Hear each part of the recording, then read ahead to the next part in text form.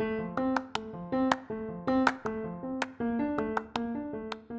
you have ever thought about starting your own podcast, you should check out Riverside. Riverside is an online recording studio that lets you record podcasts and video in studio quality from anywhere. And if you click on the affiliated link in the episode description and you buy a subscription, you will also be supporting the podcast. And if you're going to start your own podcast or you just want to continue to listen to great podcasts, you need headphones or speakers. If you click on the Amazon affiliated link, you can get great deals on headphones and speakers. And if you make a purchase, it will also help support the podcast. Both links will be in the episode description if you are interested.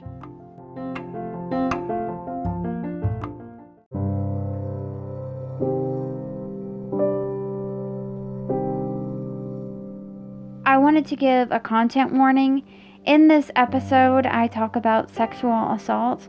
I don't go into graphic detail, but if you want or you need to skip this week's episode, I completely understand. Alright, now let's get into the episode.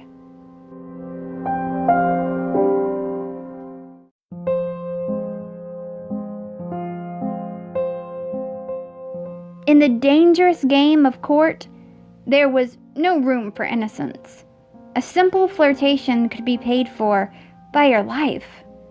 Even abuses done to you were often held against you. Court was really more like a war. Sure, it was often more of a cunning and delicate dance than actual war, but it still left behind bloody carnage.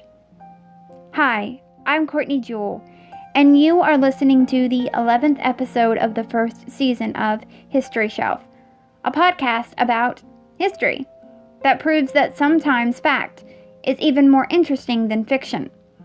For the first season of this podcast, I am talking about something that I find to be very interesting, and that's Tudor history. Now, when I think of Tudor history, the first person that comes to my mind is King Henry VIII. But I'm not talking about him per se. Rather, I'm focusing in on his inner circle and the people he was an asshole to. And as I go along this season, you will find there was a lot of overlap between his inner circle and the people he was an asshole to. And for this week, I am talking about King Henry VIII's fifth wife, Katheryn Howard.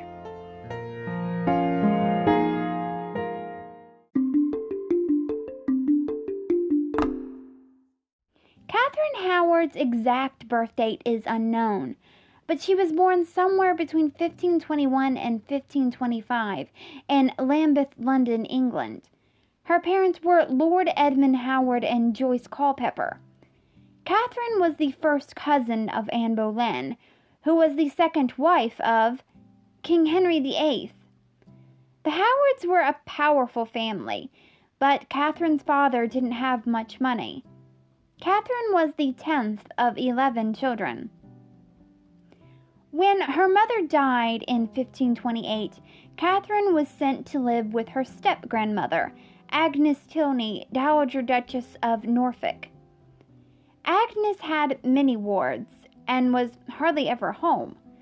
The house of the Dowager Duchess lacked rules. Katheryn's education was not the greatest, but she could read and write. But she wasn't scholarly or devout. Katheryn was carefree and, by many accounts, gorgeous. Katheryn's education wasn't the best, but she did have a music teacher named Henry Mannix. Henry became Katheryn's music teacher around 1536. Katheryn and Henry began a relationship. It has been debated by many historians whether or not this relationship was consensual. I think it is important to note here the age of consent in the 16th century was different than it is today. When Katheryn Howard was alive, you were seen as a woman when you got your first period. I say all that because, in the view of the 21st century, Katheryn was a child when the relationship with Henry Mannix started, and Henry could have been in his late teens or his late 30s or somewhere in between. His exact age is unclear. Katheryn and Henry continued the relationship for a while. Then Katheryn's step-grandmother caught them embracing. Agnes slapped Katheryn twice and ordered that she never be alone with Henry Mannix again. But that didn't stop the two. They continued to see each other in secret. The pair didn't stop seeing each other until Henry bragged to one of the Dowager Duchess's maids, named Mary Lascelles. He told her that he knew Katheryn's private parts and that Katheryn had promised him her virginity. When word got around to Katheryn what Henry had said, she was furious, and she ended things with Henry. In 1538, Katheryn had a new admirer. His name was Francis Dereham. He was a secretary of the Dowager Duchess. Katheryn and Francis became smitten with each other. Katheryn's bedroom was locked at night, but Katheryn convinced a maid to steal a key and bring it to her. At night, Katheryn would sneak Francis in. Katheryn never had sex with Henry Mannix, but she did with Francis Dereham. During their affair, they called each other husband and wife. Henry Mannix was full of jealousy when he found out that Katheryn was with Francis Dereham. Henry sent Katheryn's step-grandmother an anonymous letter telling her that she should check on Katheryn a half an hour after she went to bed. They weren't caught then, but eventually Katheryn's step-grandmother did catch them kissing.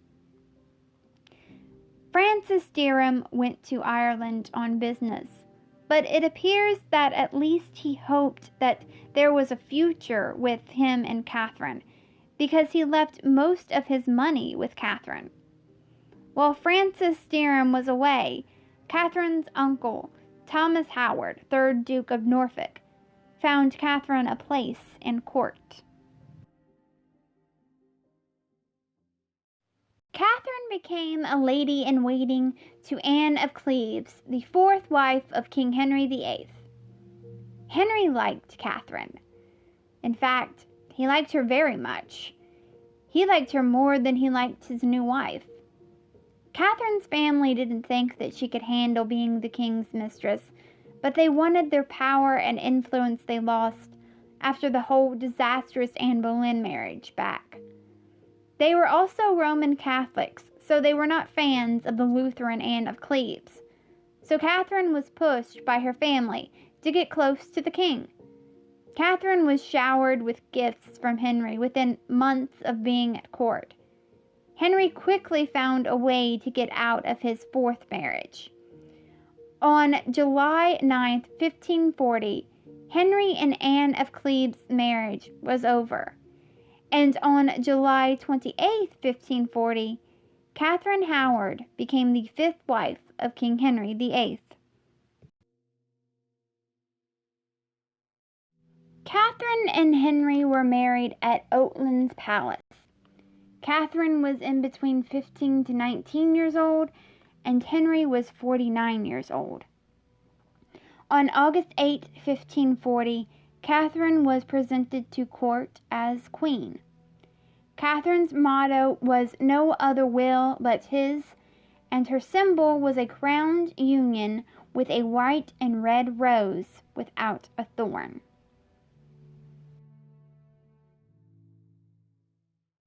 Katheryn seemed kind. When Margaret Pole, Countess of Salisbury, was imprisoned in the Tower of London, Katheryn sent her a furred nightgown and furred slippers to keep her warm in the winter. And Katheryn asked King Henry VIII to pardon Thomas Wyatt. Thomas Wyatt was a poet and a rumored former admirer of Anne Boleyn. This was not the same Thomas Wyatt that would go on later to lead the Wyatt's rebellion.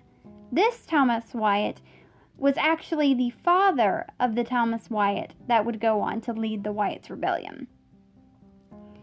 When Katheryn asked for King Henry VIII to pardon Thomas Wyatt, he did it. She saved the man from execution.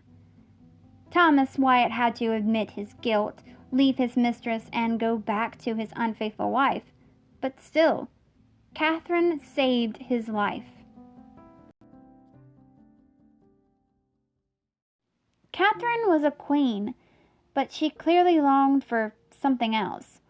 People started to notice the longing stares she was giving her distant cousin and courtier, Thomas Culpeper. Then, in October of 1541, Archbishop Thomas Cranmer was contacted by John Lascelles. John had a sister named Mary Lascelles. Do you remember me mentioning Mary? She was the maid of Katheryn Howard's step-grandmother that Henry Mannix told he knew Katheryn's private parts and that Katheryn had promised her virginity to him. Mary told her brother stories about Katheryn with Henry Mannix and Francis Dereham. John Lascelles was a Protestant that had a disdain for Catholics, so he was all too eager to tell the story that the Catholic Queen of England was not virtuous when she wed the king. John talked to Archbishop Thomas Cranmer and told him of Katheryn Howard's life before she came to court. Archbishop Thomas Cranmer took the story to King Henry VIII. Henry didn't believe it. His beloved Katheryn could have never done such things. But even though he believed it all to be lies, he still ordered an investigation. Katheryn and one of her ladies-in-waiting, Jane Parker, who was the widow of the beheaded George Boleyn, were ordered not to leave Katheryn's apartments while the investigation was ongoing. On November 6, 1541, Archbishop Thomas Cranmer went to go get a confession from Katheryn Howard. When he got to Katheryn, she was in a horrible state. Katheryn refused anything to eat or drink, and she kept crying. She was in such a state that Thomas Cranmer decided that he would come back the next day. Things were taken away from Katheryn because it was feared that she would try to hurt herself. When Thomas Cranmer did come back, he got the confession that he was looking for. Thomas Cranmer told Katheryn that the king would show her mercy if she confessed, and so she told him about Francis Dereham. She said, quote, "He hath lain with me, sometimes in his doublet and hose, and 2 or 3 times naked, but not so naked that he had nothing upon him, for he had always at least his doublet, and as I do think his hose also. But I mean naked, when his hose was put down." End quote. Katheryn said that Francis Dereham raped her. Katheryn also talked about Henry Mannix. Quote, "My sorrow I can by no writing express.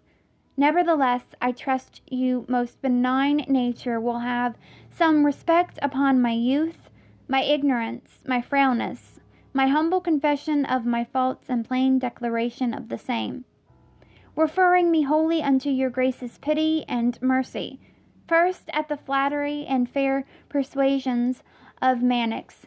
Being but a young girl, I suffered him at sundry times to handle and touch the secret parts of my body, which neither became me with honesty to permit, nor him to require." End quote. Like I said earlier, it has been debated whether or not Katheryn's relationships with both Henry Mannix and Francis Dereham were consensual. And while I do think it isn't entirely fair to look at any event that took place in the 16th century with the lens of the 21st century, I can't help but trust that Katheryn Howard would have been the best judge to determine whether or not her relationships with the men were consensual. And in her own words, she describes 2 older men taking advantage of a young girl. Archbishop Thomas Cranmer thought that Katheryn's confession was enough for the marriage between Katheryn Howard and King Henry VIII to be annulled. But Henry wanted more.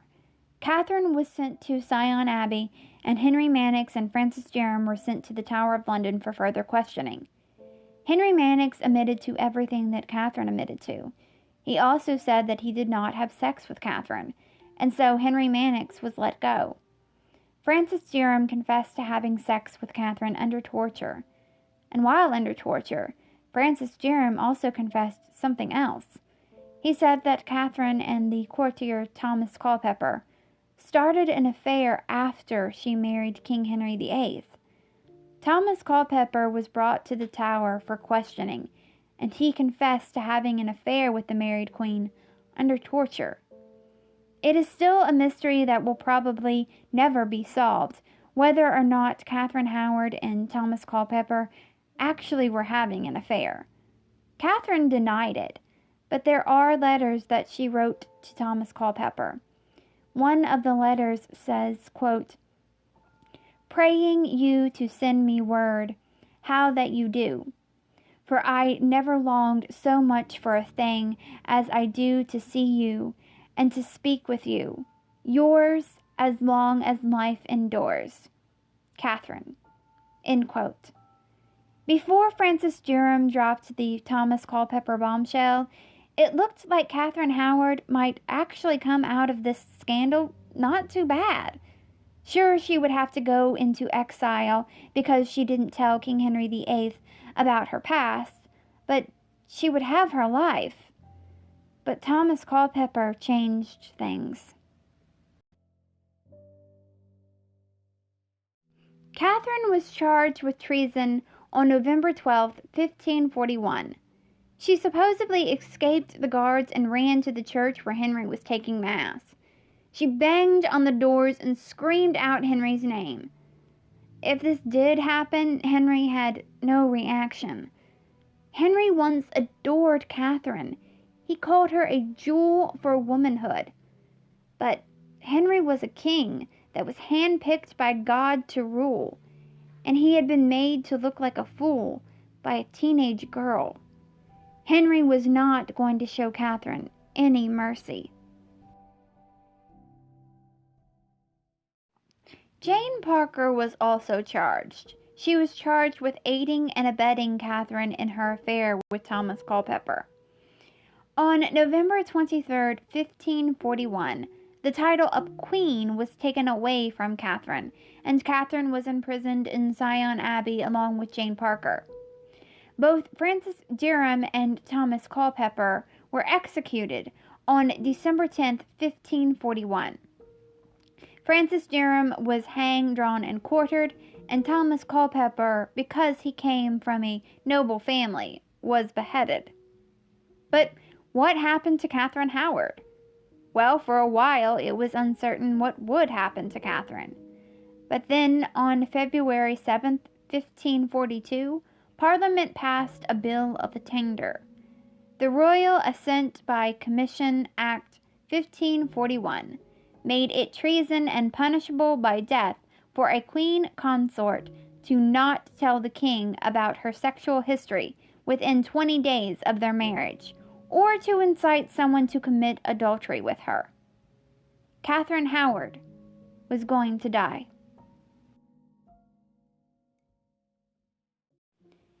Katheryn screamed and panicked as she was brought to the Tower of London.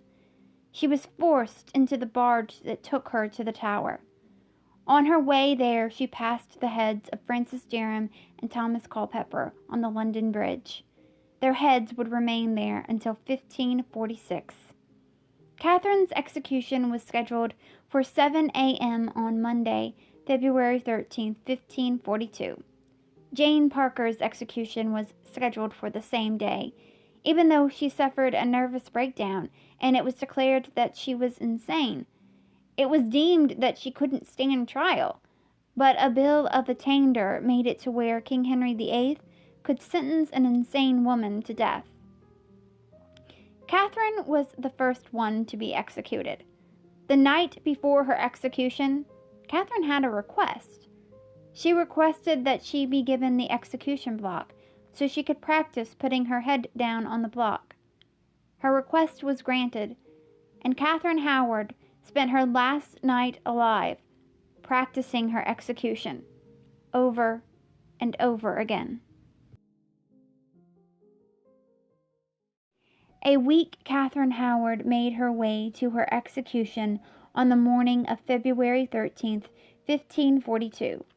She confessed softly that she had merited 100 deaths for so offending the king, who had so graciously treated her. She did not say, "I die a queen, but I would rather die the wife of Culpeper." After the axeman executed Katheryn, Katheryn's head and body was taken to St. Peter ad Vincula, the same place where her cousins George and Anne Boleyn were buried. She was buried in an unmarked grave. Katheryn's remains were not found during the 1876 restorations during Queen Victoria's reign.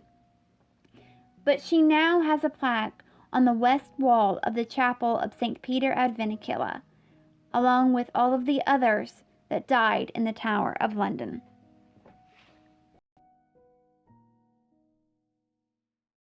And that was the life of Katheryn Howard. Thank you so much for listening to the 11th episode of the first season of History Shelf. There are 15 episodes planned for this season. Next week's episode is going to be about Anne Askew. I hope you come back for that. Before I go, I wanted to mention a few things. I wanted to remind you that this podcast is on social media. The Twitter for this podcast is at HistoryShelfPod, and the Instagram is at History_Shelf_pod. If you have any suggestions for future episodes or for future themes for this podcast, or if you have any questions or comments about one of the episodes or about the podcast in general, I would love to hear from you. And the best way to get a hold of me is to send me a message on either Twitter or Instagram. I also wanted to mention the merch that I created for this podcast. I have created a range of items that you can choose from to buy that will help support the show. If you want to buy anything or you just want to take a look at the merch, head on over to the Twitter for this podcast. Underneath the bio is a link to the History Shelf store. I also wanted to mention the Patreon that I created for the podcast. Please don't feel obligated to give. It's just there if you want to. This podcast is always going to be free. But there are a few perks that come along with becoming a Patreon. The first tier is called History Student, and that is $1 a month. And with that, I will send you out a thank you tweet. The second tier is called History Fan. With that, you get the first tier, and you also get to vote in a poll that helps me choose the theme for the next season of this podcast. And that is $3 a month. The next tier is called History Buff. That is $20 a month. With that, you get the first two tiers, and you also get a handwritten note of thanks mailed to you by me. And the last tier is called History Lover, and that is $40 a month. And with that, you get the first 3 tiers, and you also get to choose one item from the History Shelf merch store. But again, don't feel obligated to give. And there are a few ways that you can help out this podcast for free. One is to continue to listen to this podcast, and that's honestly the best way that you can support this show. Another is if you are listening to this podcast on a platform that lets you rate the podcast 5 stars. If you do that, that would be very helpful. And also, if you share this podcast with your friends and family on social media, that would be very helpful. All right, well, until next time, keep learning, keep loving history, and come back for next week's episode. Bye.